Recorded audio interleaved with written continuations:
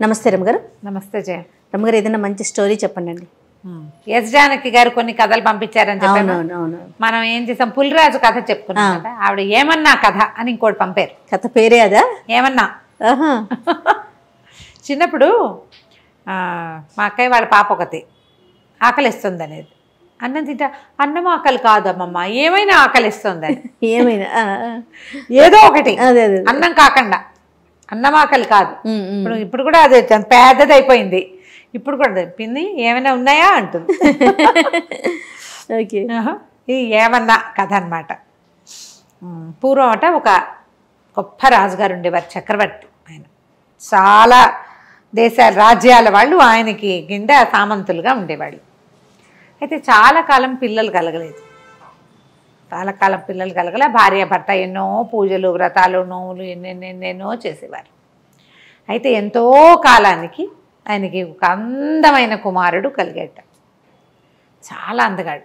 అయితే చంద్రసేనుడు అని పేరు పెట్టుకున్నారు. చంద్రుడిలాగా ఉన్నాడని చంద్రసేనుడు అని పేరు పెట్టుకున్నారు. ఎంత బాగానో పెంచుకున్నారు. ఈయనకి వేట అంటే చాలా ఇష్టమట. ఈయన ఎప్పుడు వేటకి వెళ్తుండేవాడు. ఒకసారి వేటకి వెళ్ళినప్పుడు పక్కన సామ్రాజ్యానికి దగ్గరలో ఉన్న ఒక రాజ్యపు రాజుగారు కూడా అక్కడికి వచ్చాడు. ఈయన చక్రవర్తి, ఆయన రాజు. ఈయన వాళ్ళందరి మీద అది పెద్దవాడు అనమాట. ఆ రాజు ఈయన కలిసి అక్కడ వేటాడుతున్నప్పుడు మధ్యలో ఒకే లేడిని ఇద్దరు ఏం చేసి ఎవరు ముందు కొట్టారో చూసుకుని మాట్లాడుకున్నారు. ఆయనకి వేటంటే ఇష్టం, ఈయనకి వేటంటే ఇష్టం. సరే, ఇద్దరు చాలా స్నేహం అయ్యారు. ప్రతిసారి వేటకి వెళ్ళేటప్పుడు ఆయనతో కంపెనీ బాగుండేదన్నమాట, చెప్పుకునేవాళ్ళు. అయితే రాజుగారి అబ్బాయి కొంచెం పెద్దదవుతున్నాడు, ఈ చక్రవర్తి గారి అబ్బాయి. రాజుగారికి కూడా ఒక కూతురుంది, కాంతిమతి. పేరు బాగుందండి కదా. ఈ కాంతిమతి కూడా చాలా అందమైన పిల్లట. అసలు ఎంత అందగత్తో. క్రమంగా పిల్లలు పెద్దవాళ్ళు అయ్యారు. రాజుల స్నేహం కూడా పెరిగింది. చక్రవర్తి చెప్పాడు, మా అబ్బాయి కొంచెం పెద్దవాడు అవుతున్నాడు, వివాహం చేయదలుచుకున్నాము అంటే ఈ రాజుగారికి తన పిల్లని వీళ్ళకి ఇద్దామని ఉంది. కానీ కొంచెం ఆలోచిస్తున్నాడు. అంత పెద్ద రాజు, పెద్ద చక్రవర్తికి ఎట్లా పిల్లని ఇస్తాము అని ఏదో కొంచెం ముందు వెనక ఆడుతూ ఉన్నాడనమాట. అయితే ఏదో సందర్భంలో ఏమనుకున్నారు, అంత మరి పిల్లాడి పెద్ద సంబంధాలు ఇప్పటి నుంచి చూడాలి, ఒక 3-4 ఏళ్లలో చెయ్యాలి. ఇవన్నీ ఆ రోజుల్లో ఏంటంటే ట్రాన్స్పోర్టేషన్ ఫోన్లా ఏమిటున్నాయి. అవును, వీళ్ళందరూ ఉత్తరాలు రాయటము, తర్వాత ఏమో చిత్రపటాలు పంపించడము, మాకు అబ్బాయి ఉన్నాడు, మీకు అమ్మాయి ఏంటో ఇవ్వండి, ఇళ్ళని కనుక్కోవాలి కదా, మీ చిత్రపటాలు పంపండి, చిత్రపటాల గోల. ఇదంతా వీళ్ళంతా రథాలు వేసుకుని గుర్రాలు వేసుకుని పోవాలి రావాలి, బోల్డ్ సమయం పట్టేది. ఈ గందరగోళంలో అవుతుంది కదా అని మాట్లాడుకుంటుంటే, అయితే రాజుగారు చక్రవర్తి అడిగాడు రాజుని, నీకు ఎంతమంది కుమార్తెలు ఎంతమంది కుమారులు ఏమిటి అంటే, అమ్మాయి కాంతిమతి పేరు ఎంత బాగుంది అన్నాడు. చంద్రకాంతే సూర్యకాంతే అన్నాడు. అనేసరికి చంద్రకాంతే ప్రభు, మా అమ్మాయి చాలా అందంగా ఉంటుంది, చాలా మృదువుగా. సూర్యకాంత్ అయితే షార్పు, చంద్రకాంత్ అయితే మృదువుగా ఉంటుంది, చాలా బుద్ధిమంతురాలు, చాలా అందమైన పిల్ల అని. ఎక్కడైనా ఈ పిల్లకి తగిన అనురూపమైన అందగాడు దొరికితే పెళ్లి చేయాలనుకుంటున్నానంటే, మా అబ్బాయి ఉన్నాడుగా అన్నాడు ఈయన. కానీ ఈయన మొహమాట పడి, కాదండి, ఒక ఊహ వచ్చింది కానీ నేను మిమ్మల్ని అడగడానికి భయపడ్డానంటే, అలా ఏం లేదు, మన ఇద్దరం స్నేహితులు, మేము ఎక్కడి నుంచైనా పిల్లని తెచ్చుకోవాల్సిందే, మన పిల్లలకి పెళ్లి చేద్దాం అనుకున్నారు. ఇప్పుడు వేరే చిత్రపటాల గోల ఏం లేదు, మంచి రోజులు వచ్చినప్పుడు చూసుకుందాం అని వీళ్ళ అమ్మాయిని వాళ్ళ అబ్బాయికి ఇవ్వడానికి ఫిక్స్ అయిపోయారు వీళ్ళిద్దరు. తర్వాత ఏమైంది, కొన్ని రోజులు గడిచేసరికి ఈ పిల్లాడికి ఒక 15-16 సంవత్సరాలు వచ్చినాయి. వాడు ఒకరోజు వేటకెళ్ళాడు. వెళ్తే ఈ రాజుగారి అమ్మాయి కూడా కొంతమంది స్నేహితురాలతో కలిసి అడవిలో వనవిహారానికి వచ్చింది. ఈ అబ్బాయి అమ్మాయి కలుసుకున్నారు. చంద్రసేనుడు కాంతిమతి కలుసుకున్నారు.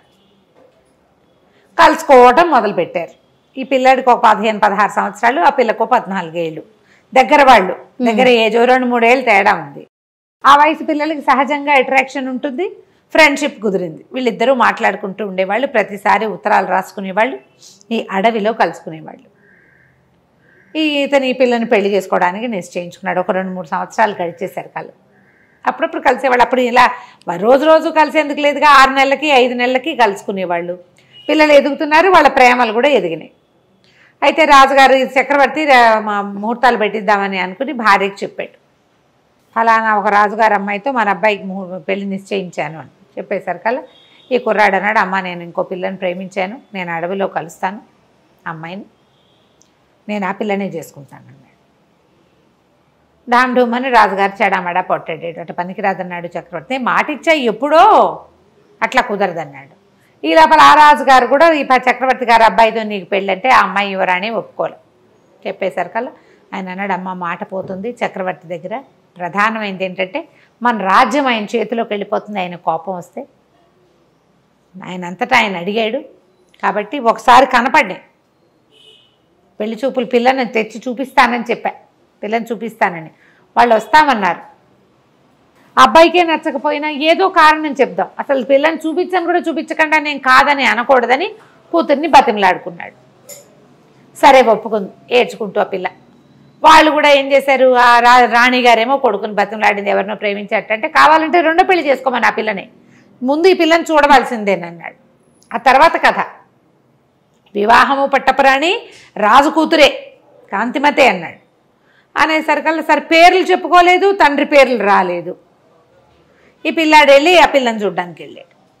రాజు చక్రవర్తి గారు ఆయన భార్యమణి కుమారుణ్ణి తీసుకుని మంది మార్బలంతో కలిసి రాజుగారింటికి వెళ్ళారు. ఆ రాజుగారింట్లో పిల్లని చూసేసరికి ఆ పిల్లాడు ఆశ్చర్యపడమ్మా ఈ పిల్ల నేను ప్రేమించింది అన్నాడు. ఆ పిల్ల కూడా చెప్పింది. వీళ్ళు ఇలా ప్రేమించుకున్నారు, అంత చిన్నప్పటి నుంచి స్నేహం. పెళ్లి చేశారు. చంద్రసేనుడికి కాంతిమతికి పెళ్ళయింది.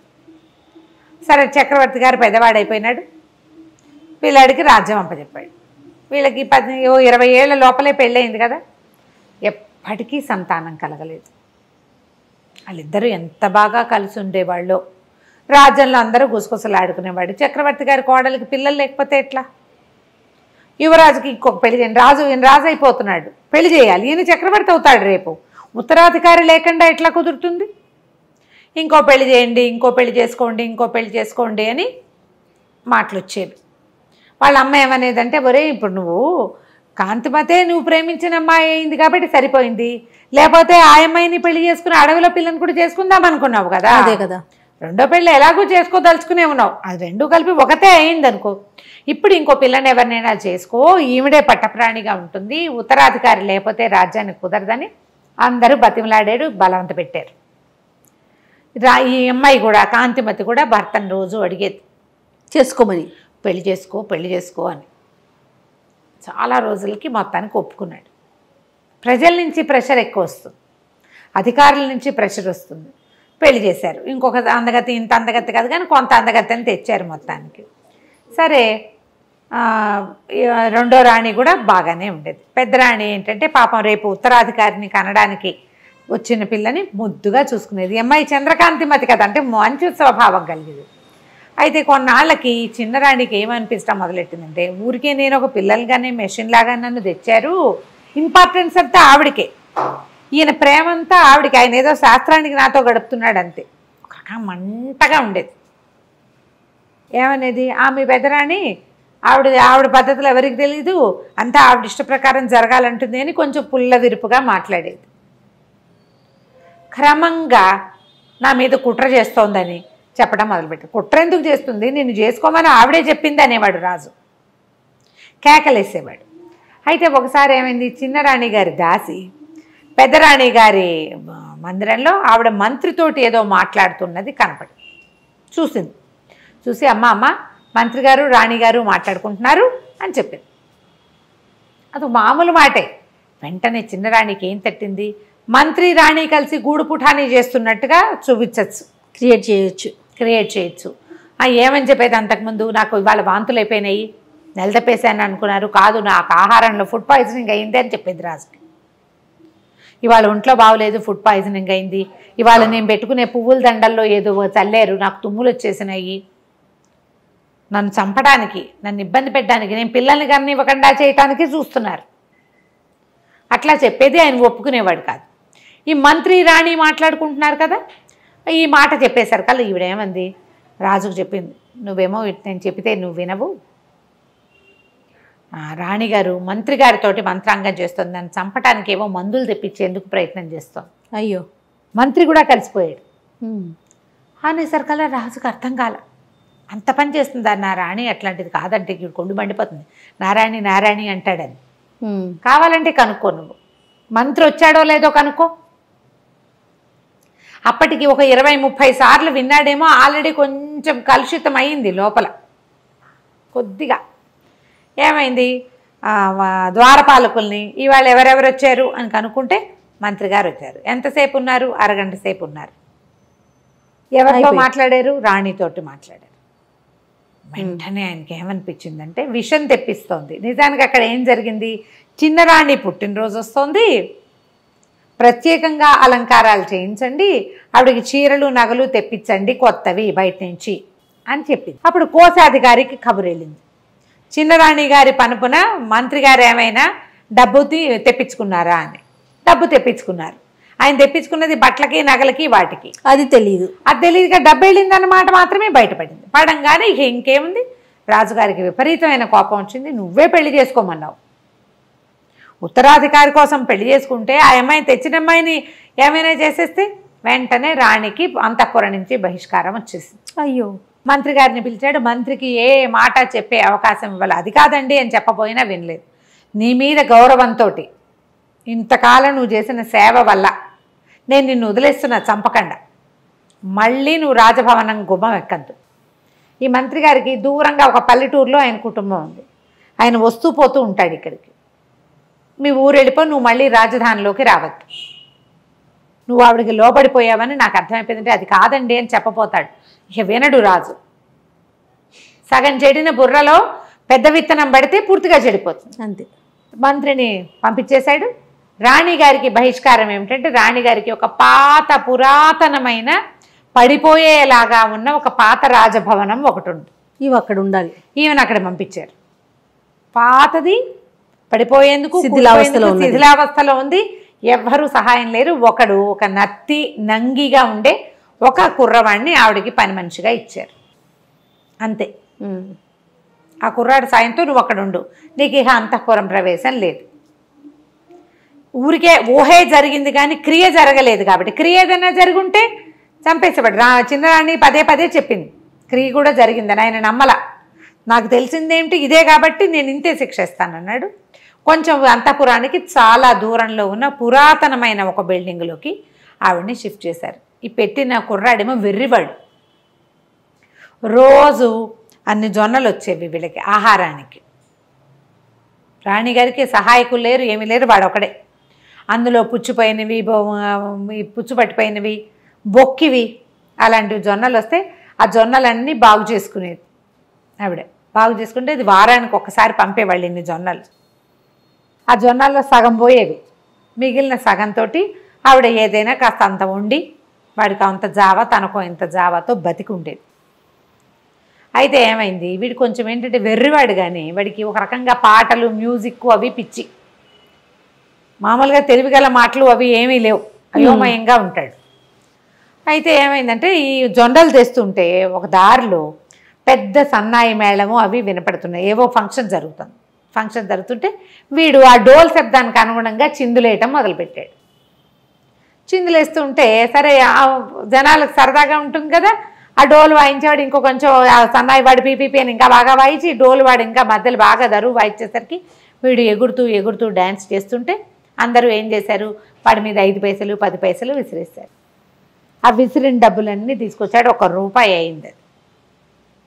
ఆ డబ్బులు పుచ్చుకొని రాణిగారి దగ్గరకు వచ్చాడు, కాంతిమతి దగ్గరికి. అమ్మ నేను రోడ్డు మీద నాట్యం చేశాను, పాట కూడా పాడాను, అందరూ నాకు డబ్బులు ఇచ్చారు, ఇదిగో ఇదిగో అని చూపించాడు. మరి దానికి అవి ఏం చేయాలో తెలియదు. ఆవిడంది, ఏం చేసుకుంటారా నాయన డబ్బులు, ఏమన్నా కొనుక్కురా అని చెప్పింది. ఏమన్నా కొనుక్కురమ్మంది కదా. వీడు 1 రూపాయి పుచ్చుకుని కొట్లోకి వెళ్ళి ఏమన్నా ఇవ్వండి అన్నాడు. ఏమిమ్మంటావురంటే ఏమన్నా ఇవ్వండి అంటాడు. రూపాయి చూపిస్తున్నాడు. ఈ ఏమన్నా ఇవ్వండి, ఏమన్నా ఏమిటి కావాలో అడిగితే కదా. ఏమన్నా ఏమన్నా ఏమన్నా ఇదే పాట పాడాడు. కోట్లో వాళ్ళు వెర్రివేధవలా ఉన్నాడు, వీడికి తెలియదు, వాడిని తోలేసేయండి అన్నారు. తోలేస్తే ఒక ముసలమ్మ వస్తుంది అటు నుంచి. వీళ్ళ కొట్లో నుంచి తోసేసరికల్లా పోయి వీడు ఆ ముసలమ్మ మీద పడ్డాడు. పడేసరికల్లా ఆవిడంది, ఎవర్రా నువ్వు అని కేకేసి లేవదీసింది. లేవదీస్తే, కాదవా నా దగ్గర రూపాయి ఉంది, ఏమన్నా ఇవ్వమంటే ఇవ్వట్లేదంటే ఆవిడ పక్కపక్క నవ్వింది. ఊరిని అట్లా గుట్రా, ఆ రూపాయి ఇడితే నేనే ఏమన్నాను, నన్ను తీసుకెళ్ళు, రూపాయి ఇవ్వు, నా పేరే ఏమన్నా. నేను ఏమన్నా కావాలని కొట్లో అడిగితే ఎలాగరా, నన్ను కదా అడగాలి, వస్తా పద నీతో పాటు అని ఆ రూపాయితోటి కాస్త కూర నార ఏవో కొనుక్కొని ఆ సంచి చేత్తో పుచ్చుకొని ఈ కుర్రాడితో పాటు పెద్దరాణి గారు ఎక్కడుందో ఆ పాడుపడిపోయిన భవనానికి వెళ్ళేసరికి ఆవిడ తెల్లపోయింది. ఏమైనా కొనుక్కురమ్మన్నాను, నువ్వెవరో అమ్మా, నా పేరే ఏమన్నా అమ్మా, ఏమన్నా కొంటాను, ఏమన్నా అన్నాడు, నన్నే పిలుస్తున్నాడని వచ్చాను, నాకు తెలుసు నువ్వెవరో తెలుసు, వీడేమిటో కూడా తెలుసు, నీ సేవ చేస్తా, నీ దగ్గర ఉంటాను అంటే ఆవిడంది, అమ్మ నాకే ఏమీ రావు, వచ్చేదే వారానికి ఇన్ని జొన్నలు వస్తాయి, అందులో సగం ముక్కిపోయినవి సగం పురుగు పెట్టినవి, వాడు నేను ఎట్లా కొట్లా బతికున్నాం అంతే అంటే, కాదమ్మా నీకు కావాల్సినవన్నీ నేను చేసి పెడతా.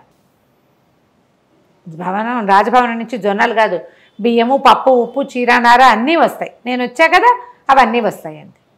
ఈ ముసలమ్మ ఈ రాణిగారితో ఉండిపోయింది. ఏమన్నా అన్న ఒక ముసలావిడే రాణిగారి దగ్గర చేరింది. ఏమ్మా ఏం చేసిందంటే అక్కడి నుంచి రాజస్థానం నుంచి ఏవో వస్తువులు వచ్చేవి, రాణిగారికి బట్టలు కూడా లేవు పాపం, బట్టలు తెప్పించడం మొదలుపెట్టింది, బట్టలు వచ్చేవి, కొంచెం భోజనం వచ్చేది, శుభ్రమైంది. మరి రాణిగారికి జరిగినంత జరగకపోయినా జరిపేది. ఈ ఇల్లంతా శుభ్రం చేయించింది, ఆ బెర్రబ్బాయిని పెట్టుకుని ఆవిడతో పాటు ఉంటుండేది. ఇంతలో ఏమైంది, ఒకరోజు ఒక టంక్ వచ్చింది, చిన్నరాణి గారు గర్భవతి అయింది అని. ఈవిడేం చేసింది, ఏమన్నా రాజస్థానానికి వెళ్ళి బియ్యం తేవడానికి పప్పులు తేవడానికి వెళ్ళేది కదా, మా పెద్దరాణి గారు కూడా గర్భవతి అని చెప్పింది. రాణిగారికి నెల తప్పింది, పెద్దరాణి గారికి కూడా నెల తప్పింది అనేసరికి అందరూ విచిత్రంగా పోయి, అదేమిటి ఆమెను విడిగా పెట్టారు కదా అని, అప్పటికే నెల తప్పింది, ఇప్పుడు పెద్ద నెలలు వచ్చినాయి అనేది. ఒకళ్ళు ఇద్దరు అటువైపు వెళ్తూ పెద్దరాణిని చూడబోయేవారు, ఈవిడ గడుపుతూ ఉన్నట్టుగా కనపడేది. ఈ ఏమన్నా ప్లానేనమాట. నెలలు నిండినాయి, యువరాణికి వాళ్ళకేమో ఆడపిల్ల పుట్టిందని ప్రచారం జరిగింది, మా రాణిగారికి మగపిల్లాడు పుట్టాడు. ఓహో, మా రాణిగారి కొడుకే రాజు అవ్వాలి రేపు, మగపిల్లాడి కోసం కదా, ఆడపిల్లకి రాజ్యం ఇస్తారా ఏమైనానా అనేది ఈవిడికి జరిగిపోతోంది. ఓ పిల్లాడు ఉన్నట్టుగా ఈవిడ ఇంట్లో ఒక ఉయ్యాల, రోజు ఏవో కేరింతలు అవి వినపడేవి. ఇది ఏమన్నా ఏం చేసింది, పిండితోటి గోధుమ పిండి నెయ్యి పోసి అంత పిల్లాడి బొమ్మ ఒకటి చేసింది. ఆ ఉయ్యాల దూరం నుంచి చూస్తే ఉయ్యాల్లో పిల్లాడు ఉన్నట్టు, లోపలికి వచ్చి రాణిని చూసే వీలు లేదు, ఉయ్యాలు కనపడుతోంది, కేరింతలు వినపడతాయి, మధ్యలో ఉంగా ఉంగా అంటుంటాడు పిల్లాడు, ఈ ర్యాట్లర్ ఒకటి కదిలిపేది, ఇవి ఉంటాయి, మువ్వలు అవి ఉండేవి, అలా ఉండేది. వీళ్ళింట్లో ఒక పిల్లాడు ఉన్న సూచనే ఉండేది. రాజుగారు ఏనాడు తెలుసు, ఊరికే రాచంలో ప్రచారంలో ఉంది, పిల్లాడున్నాడు అని. అయితే ఏమైంది, క్రమంగా రోజులు గడుస్తుంటే పిల్ల పెద్దది అవుతోంది, పెళ్లి సంబంధాలు చూస్తున్నామంటే మా రాజకుమారుడికి కూడా పెళ్లి సంబంధాలు చూస్తున్నాం అనేది. ఈ అమ్మాయి పుట్టింటి వాళ్ళు ఉన్నారు కదా, ఈ మా కాంతిమతి వాళ్ళ పుట్టింటి వాళ్ళు, ఆమెకు మేనమామలు వాళ్ళు చాలామంది ఉన్నారు. ఈ ఏమన్నా పోయి ఒక వారం రోజులు ప్రయాణం చేసి వెళ్ళి కబుర్లు చేసుకొచ్చింది, ఫలానా రాజుగారి అమ్మాయిని మా రాజకుమారుడికి ఇస్తున్నారని ప్రచారం మొదలుపెట్టింది. అసలు లేని దానికే రాణి గారిని మళ్ళీ వెనక్కి చేర్చాలి, అది పాయింట్. అయితే ఈ కథ నడుస్తుంటే చిన్నపిల్ల యువరాణికి కూడా పెళ్లి సంబంధాలు చూస్తున్నారని ఆ రాజకుమారుడు ఈ రాజకుమారుడు ఉత్తరాలు వస్తున్నాయని చెప్పుకున్నారు. అసలు మా రాజకుమారుడికి పెళ్ళే కుదిర్చేశామని చెప్పింది. రాజకుమారుడికి 15 ఏళ్ళు ఉన్నాయి, యువరాణికి కూడా 15 ఏళ్ళు ఉన్నాయి కదా, 15 ఏళ్ళ ఆడపిల్లలకి మగపిల్లలకి కూడా పెళ్ళిళ్ళు చేసేవాళ్ళు. సరే పెళ్లి సంబంధం కుదిరిందని మేము రాజకుమారుడు తరలి వెళ్తున్నాడు పెళ్ళికని ఊరంతా ప్రచారం చేసింది. ఒక పెద్ద పల్లకి మాట్లాడి, మామూలుగా ఉయ్యాల్లో పిల్లాడు ఎంత, ఇంత పిల్లాడి బొమ్మ, ఈ పల్లకీలో ఒక పడుకున్న షేపులో ఒక రాజకుమారుడి బొమ్మ, మట్టి బొమ్మ, పిండి బొమ్మ తయారు చేయించింది. గోధుమ పిండి బాగా నెయ్యి పోసి కొంచెం బెల్లం కలిపి ఇంత బొమ్మ, పల్లకిలో ఒక మనిషి ఉన్నట్టు, దూరం నుంచి చూస్తే మనిషి ఉన్నట్టు కనపడాలి కదా. సరే పల్లకి తీసుకెళ్తున్నారు, మన పట్టప్రాణి గారు ఇక్కడే ఉంది కాంతిమతి, పిల్లని తీసుకెళ్తున్నారు, పెళ్ళికి తీసుకెళ్తున్నాం తరలి వెళ్తున్నామని ప్రచారం చేస్తుంది. అయితే ఏమైందట, ఆ ఊళ్ళో ఒక గంగానమ్మ గుడి ఒకటి ఉంది. ఆ గంగానమ్మకి పిండి నైవేద్యం పెడతారు, గోధుమ పిండిలో నెయ్యేసి అదే చలివిడి నైవేద్యం పెడతారనమాట. అయితే ఏమైంది, ఆ పూట వీళ్ళు పల్లకితో వెళ్తుంటే రాజకుమారుడు పెళ్ళికి తరలివెళ్తున్నాడు అని చెప్పుకున్నారు. ఆ రాజకుమారుని కంటితో చూసిన వాడు ఎవడూ లేడు, అందులో ప్రవేశం లేదు కదా అంతఃపురంలో. ఇప్పుడు ఆవిడనే ఒక పాడుపడిపోయిన ఇంట్లో ఉంచారు, అందులో ప్రజలు ఎవరు వెళ్ళడానికి వీలు లేదు, ఆవిడకి బహిష్కారం ఉంది. ఈ ఏమన్నా ఒకటే లోపలికి బయటికి తిరుగుతూ ఉండేది. అయితే ఏమైంది, ఈ గంగానమ్మ గుడి దాకా వచ్చాక బోయిలు మోసి మోసి భుజాలు నొప్పులు పుడుతున్నాయమ్మా, చెద్దన్నం తెచ్చుకున్నాం తింటాం మేము ఇక్కడ కూర్చునంటే ఆ ఏమన్నా అంది, సరేలేరా పల్లకి దింపండి, మీ తిళ్ళు మీరు తినండి, మరి నేను అట్లా కొంచెం బయటకు వెళ్ళి కాస్త కాళ్ళు కడుక్కొస్తానని ఆ పల్లకి అక్కడ వదిలిపెట్టి ఏమన్నా ఏమో పక్కన ఏదో చెరువు చిన్న చెరువు వెళ్తుంటే అక్కడికి వెళ్ళి కాస్త చాలాసేపటి నుంచి ప్రయాణం చేస్తున్నారు. ఆ ఊరి మొగదలలో ఉంది గంగానమ్మ గుడి. వీళ్ళు ఊళ్ళో లోపల ఉన్నారు, అదంతా నడిచి వచ్చారు కదా. ఈ బోయిలంతా ఒక పక్కన కూర్చుని అన్నాలు తింటున్నారు. ఈ బోయి చెరువు దగ్గరికి వెళ్ళింది. ఇంతలో ఏమైంది, ఈ విగ్రహం దేంతో చేశారు, ఈ బొమ్మ గోధుమ పిండి బాగా నెయ్యి పోసి బెల్లం కలిపి. ఈ లోపలున్న గంగానమ్మకి ఆ నెయ్యి గోధుమ పిండి వాసన వచ్చింది. ఓహో, ఆహారం తెస్తున్నారని చూస్తోంది. ఎంతసేపటికి లోపలికి రాల. మామూలుగా అమ్మవారి నైవేద్యం ఎంత పెడతారు, ఇంతదే మనం చలివిడి చేస్తే గుమగుమలాడుతుంది. అంత ముద్దతో చేసిన 15 ఏళ్ల పిల్లాడి బొమ్మ ఎంత వాసన వస్తుంది. ఆమె కాస్త ఇట్లా కూర్చుని ఉంటుంది పీట మీద కూర్చుని ఆవిడ లేచి వచ్చింది. లేచి గుళ్ళోంచి బయటకు వచ్చింది. బయటకు వచ్చి వాసన పీలుస్తుంటే చూస్తే పల్లకీలో కనపడుతోంది గోధుమ పిండి ముద్ద. ఆమె అంత లోపలికి చేయి పెట్టి ఆ బొమ్మను బయటికి లాగి ముక్క విరుచుకుని కర్ర కర్ర కర్ర కర్ర తినేయటం మొదలుపెట్టింది. తినేసేసింది బొమ్మని. తినేసరికల్లా ఏదో మోత వస్తోందని ఈ చెరువు దగ్గరికి వెళ్ళి నిదానంగా నడుచుకొస్తున్న ఈ ముసలమ్మ ఏమన్నా పరిగెత్తుకుంటూ వచ్చింది. అయ్యయ్యయ్యో మా పిల్లాన్ని విరుచుకు తినేస్తున్నావని గంగానమ్మ చేయిపుచ్చుకుంది.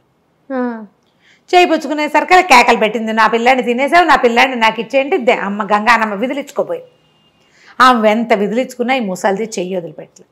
నా పిల్లాన్ని నాకు ఇచ్చే, నా పిల్లాడికి 15 ఏళ్ల లక్షణమైన పిల్లవాడు, కాబోయే పెళ్లి కొడుకు, అలంకారం చేసి తెస్తే మింగేస్తావా అమాంతావు, నా పిల్లాన్ని నాకు ఇచ్చేళ్ళు, నువ్వేం చేస్తావో నాకు తెలియదు. గంగానమ్మ వదలవే వదలవే అంటుంది. వదలవే లేదు, ఏమీ లేదు. ఇప్పుడు ఏం చేసింది, కాళ్ళతో చేతులతో పట్టుకుని ఇంత శక్తుల్లో ఉన్న గంగానమ్మని గట్టిగా పట్టేసుకుంది. ఆమె తోస్తుంది, ఇది వదలదు. అక్కడి నుంచి విసుగు, ఇచ్చాను బా పిల్లాడేగా వదులు అని ఒక్క విదిలిచ్చేసింది.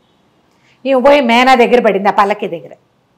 గంగానమ్మ దబా దబా అడుగులు వేసుకుంటూ లోపలికి వెళ్ళిపోయింది గుళ్ళోకి. ఇంతలో ఈ మేనా దగ్గర పడింది కదా, మేనాలో ఏమిటో మేనా ఇలా కర్టెన్ పక్కకు తొలిగేసరికల్లా అక్కడ ఒక 15 ఏళ్ల పిల్లాడు పడుకుని ఉన్నాడు. బొమ్మ ఉంది మొదట, బొమ్మ ప్లేస్లో లక్షణంగా అమ్మవారు ఇచ్చిన అనుగ్రహం కదా. ఆ పిల్లాడినే విరుచుకు తిన్నాను అనుకుని పిల్లాడిని ఇచ్చేసానంది. 15 ఏళ్ల రాజకుమారుడు చక్కగా అందంగా ఉన్నాడు. చెప్పింది కదా, అందమైన పిల్లవాడు, పెళ్లి కొడుకుగా అలంకారం చేశాం. ఒక అందమైన పిల్లాడు పెళ్లి కొడుకుగా అలంకరింపబడి ఏ పడుకున్న పోజులో ఆ బొమ్మను పెట్టిందో అదే పోజులో కనపడ్డం మొదలుపెట్టి. సూపర్. ఏమో చంకలు గుద్దుకుంది. అమ్మో భగవంతుడు ఎట్లా కరుణించాడు. పెద్దరాణి బుద్ధిమంతురాలు, ఆమె ఎవ్వరికీ ద్రోహం చేయనందుకు అమ్మవారు ఇట్లా కరుణించింది. అక్కడి నుంచి ఓహం అని మోసుకుంటూ పోయారు. ఈ లోపల ఏమైంది, ఇప్పుడు ఈ అమ్మాయి ఏమన్నా ఎవరికైతే పెళ్లి కొడుకుని కుదిర్చామని చెప్పిందో ఆ రాజుగారి దగ్గర నుంచి వీళ్ళందరికీ కబుర్లు వెళ్ళినాయి, మా పిల్ల పెళ్ళి అని. వీళ్ళ పద్ధతి ఏమిటి, పిల్లాడు వెళ్ళి పెళ్లి చేసుకోడు రాజుల్లో, కత్తికి బాచకం కట్టించి పెళ్లి చేస్తారు. ఓకే, తర్వాత పిల్లని పంపుతారు. వీడు పిల్లకి ఎదురెళ్ళటానికి ఈ పెళ్లి కొడుకుని తయారు చేసి పెట్టుకున్నారు వీళ్ళు. తర్వాత కథ ఏమైనా కానీ ఇలా ఒక ప్రయత్నం చేసింది అంతే. కత్తికి బాచకం కట్టాక మాకు వద్దని కూడా అనొచ్చు. కథలో ఎక్కడో ఒక చిన్న మెలికలాగా కనపడుతుంది. అక్కడి నుంచి ఈ రాజుగారు చంద్రసేనుడు భార్యా సమేతంగా పెళ్లికి వెళ్ళాడు. వాళ్ళు పిలిచారు, రెండో భార్యను తీసుకుని వెళ్ళాడు. అక్కడికి వెళ్ళేసరికల్లా ఏమైంది, కత్తికి బాచకం కట్టారు. ఎవరి కుమారుడు అంటే రాజుగారు చంద్రసేనుడు కుమారుడే. చంద్రసేనుడు కాంతిమతుల కుమారుడు. అతను కత్తికి బాచకం కట్టి పెళ్లి చేస్తున్నారు. ఈయన ఆశ్చర్యపోయాడు. ఆ కుమారుడు ఎవడో చూడాలి. ఆ కత్తిని రాజకుమార్తెని తీసుకొస్తే వీళ్ళేమో పల్లకి ఎదురుకుండా తీసుకెళ్లారు. ఈ ఊరి రాజ్యం పొలిమేరల్లో రాజకుమార్తెని తీసుకొస్తే రాజకుమారుడు పల్లకిలోంచి దిగాడు. ఆ దిగిన పిల్లాడిని చూస్తే నిర్ఘాంతపోయాడు రాజు. ఏమిటి ఇంత పిల్లాడా, వీడు నా కుమారుడు అవటం ఏమిటి? ఊరంతా ప్రచారంలో ఉంది కానీ రాజుకేం పెద్దగా తెలీదు. చిన్నరాణి వినేది అనుకునేది. పిల్లాడు చూస్తే మహా అందంగా ఉన్నాడు. 15 ఏళ్ళవాడు, ఆ పిల్లకో 12 ఏళ్ల పిల్ల రాజకుమార్తెకి.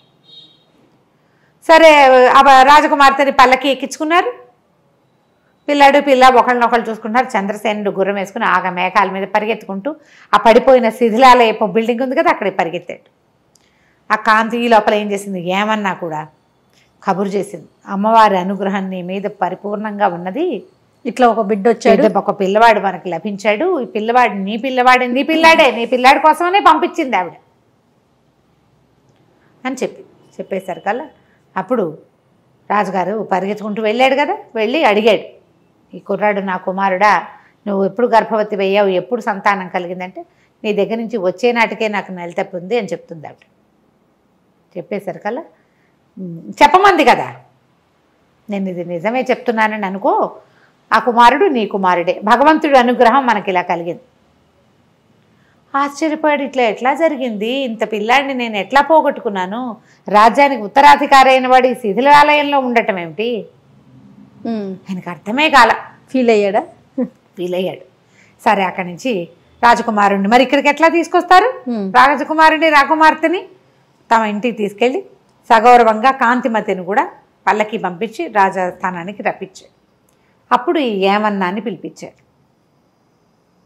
ఆవిడ ఏం చెప్పిందంటే అందరికీ చెప్పింది ప్రజలకి, రాణిగారికి కుమారుడు కలగలేదు, ఈ కుమారుడు రాణిగారికి పుట్టిన కుమారుడు కాదు, ఆమె సహనంగా 15 సంవత్సరాలు తను చేయని తప్పుకి ఒక్క కంప్లైంట్ కూడా లేకుండా పుచ్చిపోయిన జొన్నలు పంపించిన ఆ వండుకు తిని నిశ్శబ్దంగా ఉన్నందుకు గంగానం ఇచ్చింది ఈ రాజ్యానికి ఉత్తరాధికారి అని చెప్పింది. నేను మంత్రి గారి ఇంట్లో పనిచేసేదాన్ని, మంత్రి గారికి ఇక్కడ సహాయంగా ఉండేదాన్ని, మన రాజుగారు మంత్రి గారిని ఊరు పంపించేస్తే నాకు పని లేకుండా పోయింది.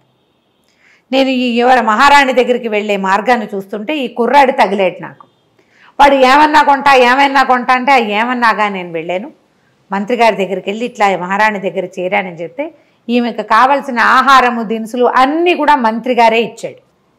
ఇప్పుడు ఆ రోజున చిన్నరాణి రాజుగారికి కంప్లైంట్ చేసింది, ఏమిటి వీళ్ళిద్దరూ గూడు పుఠాని చేశారని. ఏం మాట్లాడారో రాణిగారితోటి మంత్రి గారితోటి విడివిడిగా సభలో వినండి. చిన్నరాణి పుట్టినరోజు, రేపొద్దున ఆవిడకి పుట్టబోయే సంతానమే ఉత్తరాధికారి అవుతుంది, ఆమె మొదటి పుట్టినరోజు మన రాజ్యంలో ఘనంగా చేయాలని, ఆమెకి చీరలు నగలు తీసుకురమ్మని, పుట్టినరోజు ఏర్పాట్లు గ్రాండ్గా చేయమని రాణిగారు చెప్పింది. రాణి కూడా రాజుకి నేను చేసింది ఇది అని చెప్పి ఇంత ప్రూఫ్ బయటపడేశారు కల్లా రాజుగారు చిన్నరాణిని తెగ తిట్టిపోసాడు, ఆమె వెళ్ళిపోమన్నాడు. నీ వల్ల నేను నా రాణికి దూరం అయ్యాను, మంత్రికి దూరం అయిపోయాను, ఏదో భగవంతుడు అనుగ్రహించి ఇలా ఒక కుమారుడు వచ్చాడు అదే అనేసరికల్లా పెద్దరాణియే చెప్పింది, వద్దు వద్దు. ఆమె ఏమంటారంటే మన ఇన్సెక్యూరిటీ ఫీలింగ్, నువ్వు పెళ్లి చేసుకున్నావు భార్యతోటి బాగా ఉండకనే ఎంతసేపు పెద్దరాణి పేరే తలుస్తుంటే రెండో వాళ్ళకి మంటగానే ఉంటుంది, ఇట్లా చేయొద్దు, ఆమె కూడా ఒక కూతురుంది, మన రాజ్యానికి యువరాణి, పిల్లని మంచి చోట ఇచ్చి పెళ్లి చేసుకోవాలి, ఇంకా సంతానం కలగచ్చు మనకి అని బతిమలాడి ఉంచేసుకుంది. ఈ గంగానమ్మ ఇచ్చిన రాకుమారుడికి సూర్యసేనుడు అని పేరు పెట్టుకున్నారు. ఆ సూర్యసేనుడికి పెళ్ళైపోయింది కదా, పిల్లాడి యువరాజుగా కొంతకాలం ఉండి తర్వాత ఆ రాజ్యానికి ఉత్తరాధికారి గంగానమ్మ ఇచ్చిన ఆ సంతానమే రాజయ్యాడు. ఏమన్నా కథ చాలా బాగుంది రమ్మ గారు, సూపర్గా ఉంది కదా, చాలా బాగుంది. నమస్తే.